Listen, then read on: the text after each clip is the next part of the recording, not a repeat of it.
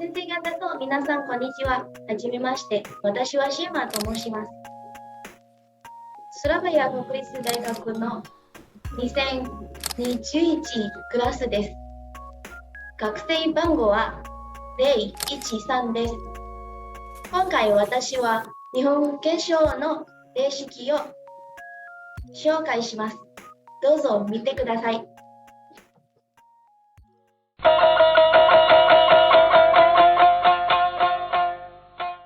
Inilah sejarah kecantikan Jepang bermula. Tahukah Anda kapan standar kerupawanan di Jepang mulai dibentuk dan mulai dijadikan tren? Sejarah tata rias yang terdokumentasi di Jepang dimulai pada zaman Edo. Pada periode ini, riasan dianggap sebagai bagian dari tata rias dan etiket. Pada periode ini ada 4 jenis kosmetik utama, yaitu bedak, lipstik, alis, dan penghitam gigi. Penghitaman gigi atau yang disebut dengan ohaguro dalam bahasa Jepang dapat digunakan untuk menilai situasi dan status seorang perempuan. Jika seorang wanita mengecat giginya dengan warna hitam, maka dapat dipastikan wanita tersebut telah menikah. Periode Meiji atau periode modernisasi, di mana sistem feodal telah digantikan dengan sistem terpusat yang memberikan kedaulatan kepada kaisar. Pada periode ini, menghitamkan gigi dan mencukur alis telah ditolak sebagai riasan kuno. Jepang pun mulai memproduksi kosmetik kebarat-baratan di dalam negeri. Periode Taisho, yaitu ketika perekonomian Jepang berada dalam situasi yang sulit karena hutang nasional yang diciptakan oleh perang antara Rusia dengan Jepang. Namun karena pecahnya Perang Dunia I pada tahun 1914, ekonomi Jepang pun pulih dan tumbuh secara substansial. Selain itu, perpindahan perempuan ke dunia kerja juga turut andil dalam perkembangan budaya tata rias karena perempuan dituntut untuk mendandani diri saat bekerja.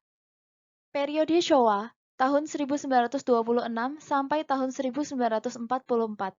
Selama periode ini, ada banyak pertukaran dengan insinyur luar negeri tentang kosmetik. Tetapi kontrol perdagangan dimulai pada tahun 1937 selama perang antara Tiongkok dengan Jepang. Karena yang diprioritaskan adalah militer, riasan semakin sedikit digunakan dalam mode dan gaya riasan dikurangi seminimal mungkin untuk penampilan pribadi. Periode Showa setelah Perang Dunia II tahun 1945 sampai 1989. Pada periode ini banyak produk yang diimpor dari Amerika Serikat karena kehadiran Amerika Serikat di Jepang. Ketika orang-orang mulai menonton film di film berwarna, para wanita meniru teknik rias wajah para aktris. Periode Heisei tahun 1989 sampai 2019.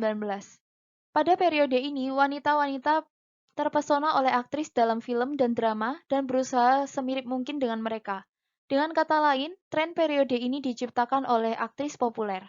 Nah, ngomong-ngomong kalian sudah mengantuk ya? Bagaimana kalau kita membaca fakta seru dari materi kali ini? Bahwa bedak yang digunakan pada zaman dahulu itu terbuat dari timbal dan merkuri.